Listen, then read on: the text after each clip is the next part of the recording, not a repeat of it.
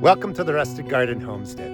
November is a great time to put your beds to rest, and I'm going to show you how to really put the beds to rest no dig style. We don't need to dig the garden. We don't need to really do anything but layer different components onto the soil.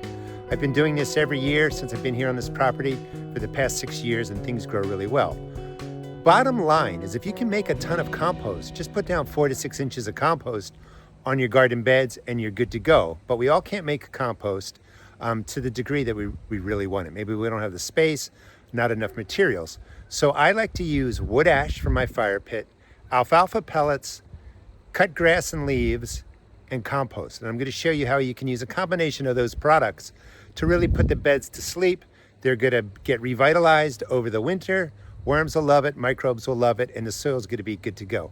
I primarily do this for beds that are in pretty good shape and that really get transplants. I don't really do this for seed starting because there's a lot of material sitting on there. So let's get started with the basic products that I recommend, and then I'll just show you how I do it. There's a pretty heavy frost coming in a couple of days. It's going to kill off all my tomato plants, and you can see how well they did this year into the first week of November. And the beds have been set up just like I'm going to show you in this video. We're going to work on the bed right here. The wood mulch we're going to just pull to the side, and then we're going to layer down the materials. And then we're going to do this 4x8 space. If you have weeds growing in the area, if you know that they're annual weeds, so that when you cover them over, they die off, the roots die out and they don't come back, you can just cover things over. If not, go ahead and weed your garden down. Again, this is what I do, every year. Been doing it on this specific property for the last 6 years, and it works really well.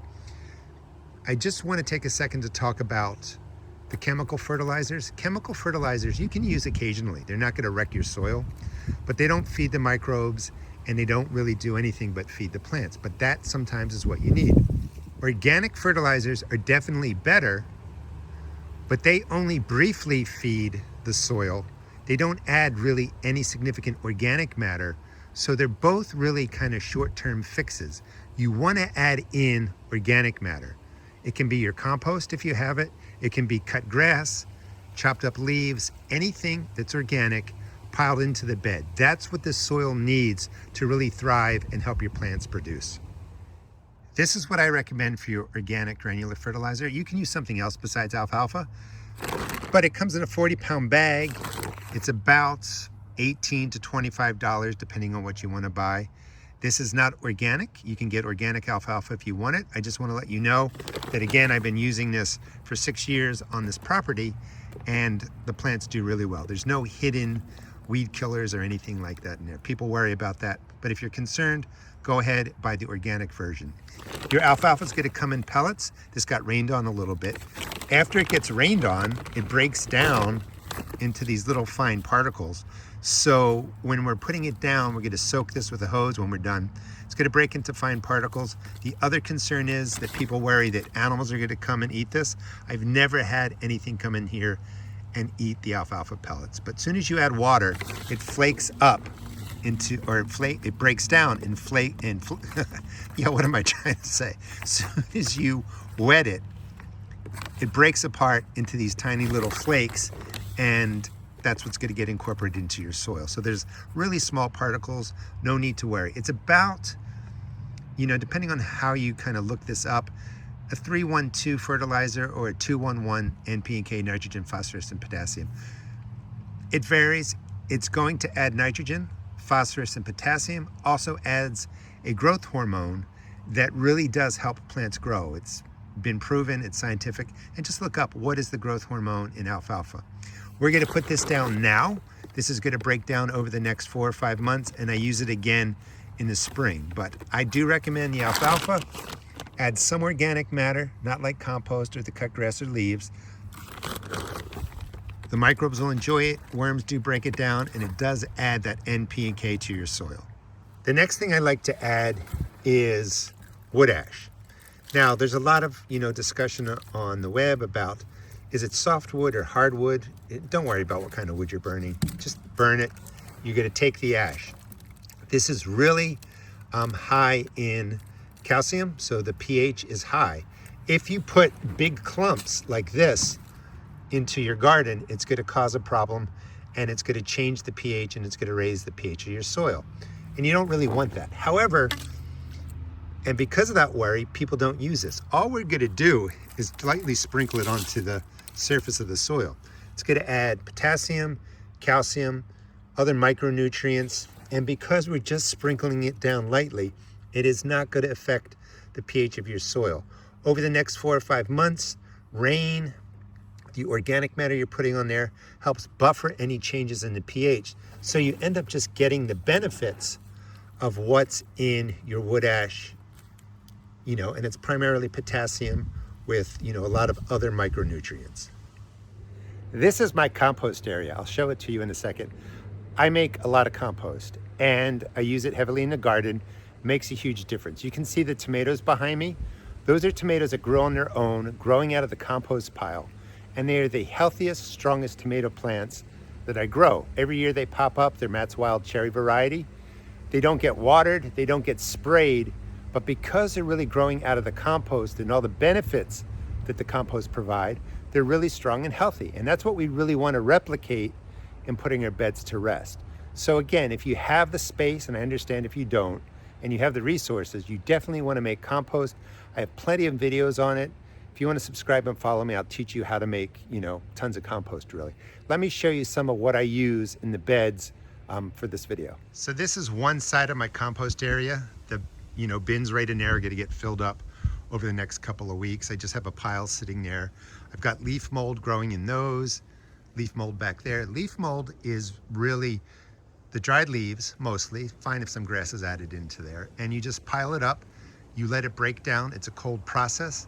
Worms get involved, microbes get involved, worm castings are left behind. It's really, really good stuff.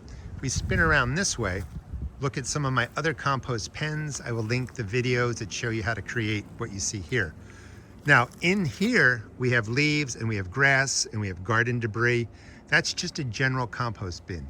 That's usually higher in nitrogen, phosphorus, and potassium because you're mixing in all kinds of greens and different things in there and you let it break down. It's gonna take, probably 2 years if you're not really turning it, but don't let that stop you. You make a bunch of these pens, bins, whatever you want to call it, 4 feet wide, and you just pile stuff in. When we take a look at this one, this is mostly leaves. Down at the bottom there, that's about 2.5 years old. Then we get to the middle, maybe 1.5, 2 years old, and then all the fresh stuff is going on. I could get into the bottom there, dig it out. I'm gonna have great leaf compost. I've been doing leaf composting in different ways. Here is just a trash can that you can fill, and look at all this beautiful stuff. This is perfect. So I'm gonna use a lot of this in a bed prep today. So it could be leaf mold, leaf compost, a little bit different, less nitrogen, phosphorus, potassium, more micronutrients, worm castings versus, your compost where you're putting in a lot of garden debris and plant waste and all that kind of stuff. Bottom line is if you have the space, go ahead and start making some pens and just bag up the stuff. Within a couple of years, you're gonna have a consistent supply of compost for your garden. The leaf compost, leaf grow, leaf mold, and general compost are the third component. And then this is what I just bagged up yesterday. This will go on top of some of the beds, a nice big layer. We're gonna just water everything in when we're done. It's just gonna sit there and it's gonna be great. And maybe you don't have the bins or you don't have the space, but you could bag up some of the cuttings from your property and use that. And it can be mostly leaves, it could be mostly grass, it could be a combination of both. Don't worry about it. You just want the organic matter to be sitting on the beds. Here are the 2 40-pound bags of alfalfa that I picked up. I got mine at Tractor Supply Company. You can go to any farm and feed store, really pick up the alfalfa that way. 40-pound bag, I think this cost me $21 for each, so that's $42. And again, why it's important, you could use organic granular fertilizer you buy in the store, but 40 pounds divided into $21 is well below, $1 per pound. So when you're buying this smaller bags, this 4-pound bags, 6-pound bags, 8-pound bags of organic fertilizer, sometimes you're paying well over $2 a pound. So you're not really getting the same bang for your buck, so to speak. This might be a little bit lower in the N, P, and K than some of the organic granulars, but you just add in more. And it also has that growth hormone that I was telling you about. But 40 pounds $21 a bag. That's like 50 or 60 cents a pound for your organic fertilizer versus paying, well over $2 a pound if you're buying the smaller bags. So this is my bed. I've pulled out what I wanted to pull out. You can keep the weeds. I am just gonna cut the butternut squash off at ground level, leave the roots in there. I'm gonna let the tomatoes stay a bit longer, hoping that, some of these ripen before that frost takes them. It's coming in, I think, this week, but we'll see how they survive. I would just cut the tomato plant at the ground, leave the roots in there. Because this is gonna be primarily a place for transplants, come transplant time, I just dig a hole, subscribe, follow me. I'll show you how I set up a planting hole and put transplants in for 2026. So I'll just cut the plants back, and then this is what the alfalfa looks like, when it's fresh, before like the bag I showed you that got some water in there. Nice and green, it's got its nitrogen in there, phosphorus, potassium, and I just heavily handed place it down. I wanna show you just how much is going down. So it's gonna look something like that across the whole space. Let me do, I don't know, about a quarter of the bed so you can just see what I'm doing. I have wood chips, or it's actually not wood chips. Wood chips I would move. That's shredded hardwood, that's just gonna stay in there. Because I'm doing no dig style, the wood that's on here isn't going to impact the plants that I put in. I'll just move it to the side, put the transplant in. But with the layering method, you're just gonna create a nice environment for microbes and worms to do their thing over the next 4 or 5 months. That's gonna be pulling nutrients into the soil. It's gonna decompose over the spring and summer, and it's just really an easy way to get your beds prepped. Let me just spend a little bit of time showing you how I want really the alfalfa to go down on here, because it's a little bit confusing sometimes on how much to place. So I would do something like that.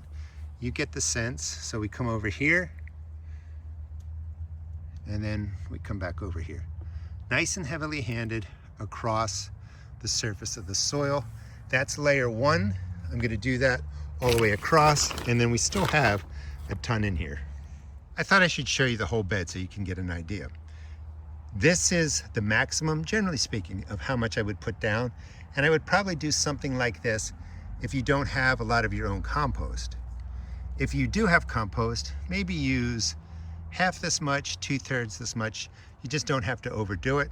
But if you don't have the compost to add, this is gonna work really well.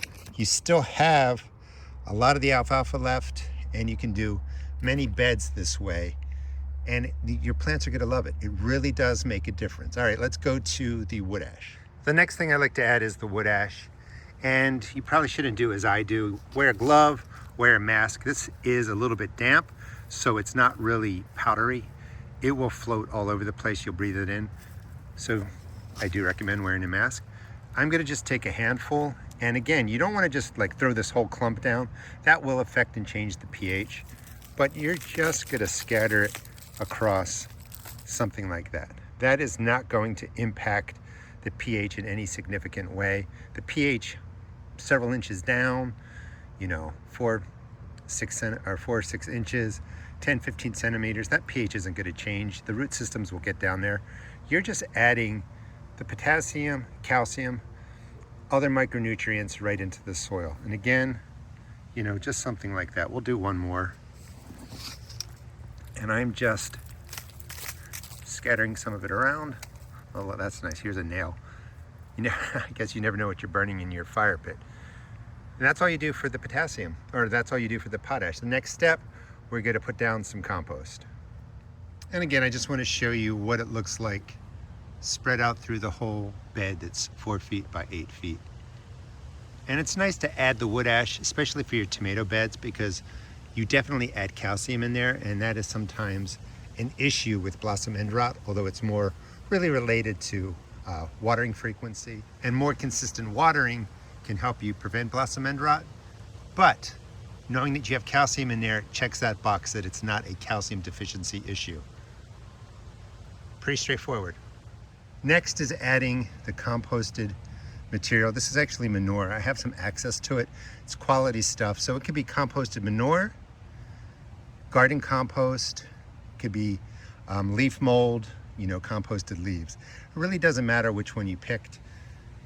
It's something that you can make yourself. It's inexpensive, you can get it.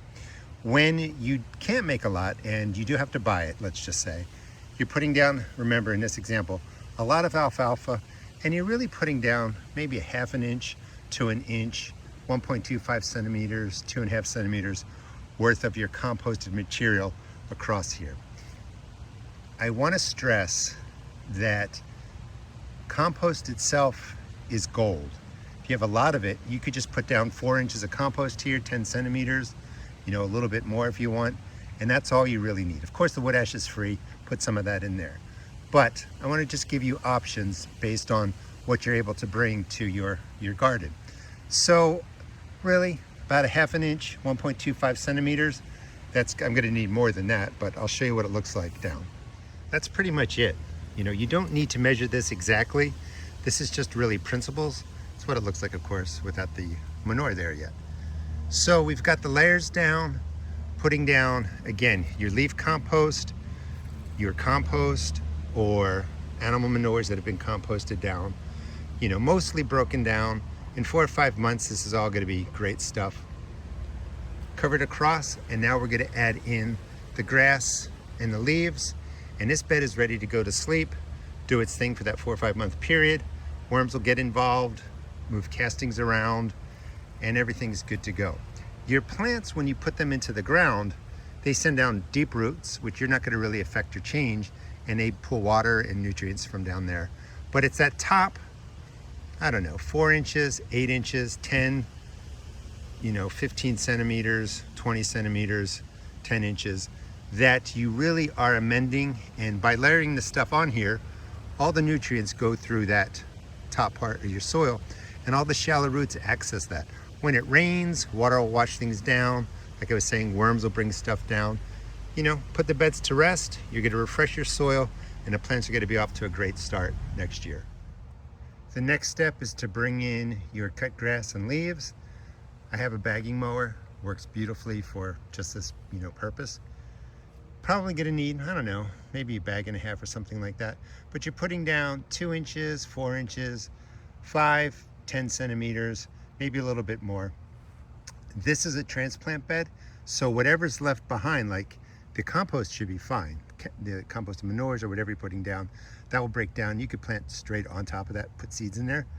When you're adding the leaves and grass like this is not going to fully compost or break down, but it's fine for a transplant bed because we just move it out of the way, we put in a transplant, and then we put the mulch back around it. Well, we put the grass and leaves back around it, and it's going to become a mulch for the summer, keep moisture in the soil. If I was going to put seeds down here, you don't want to plant seeds directly in something like this. So you would have to move whatever's left out of the way next year, loosen up your soil a little bit, and you can put seeds directly in there. But I just want to be clear that when you're putting in 4 inches, 10 centimeters or something like this, it's not going to break down over the winter, and you just don't want to start seeds directly in it. You'll just have to move it out of the way. So I'm going to dump out the bag, cover it up, show you that process. You don't have to put this final layer down all at once. Maybe, you want to put it down, wait a couple of weeks, let it kind of fall, and then you add more. It's really up to you. Just to give you an idea, that's about how much I put down there. Next step is to thoroughly soak this in. I'm not going to do that in this video. I think you get the idea. You're just going to soak everything down. That will soak into the alfalfa, get it to break into particles, and your bed is pretty much put to rest. You're good to go. I don't call these raised beds anymore because the sides aren't really tall enough in my opinion. I call them framed beds.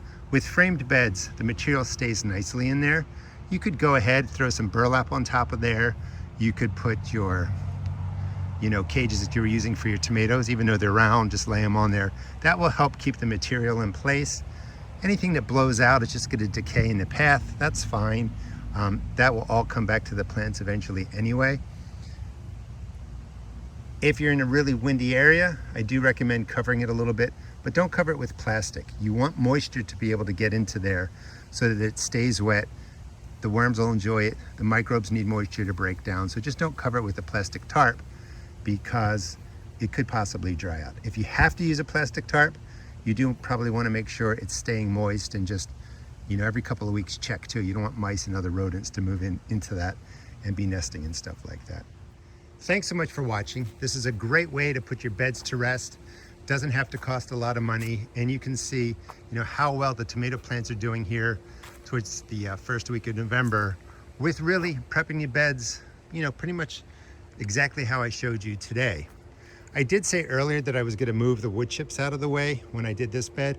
I'm actually going to leave them because I forgot, as I was talking, sometimes I do, that since it's a transplant bed, I can just move the wood chips out of the way, put the new tomato plant in there. So the wood chips are going to stay, going to do the same exact layering method I showed you right on top of that. Next year, I'll be planting in 4 tomato plants and basil right in the middle, the same exact way. Please check out my seed shop at therustedgarden.com. I sell tomato and pepper seeds, $1.75 a pack. All other seeds are only $1.50. And again, thanks so much for watching.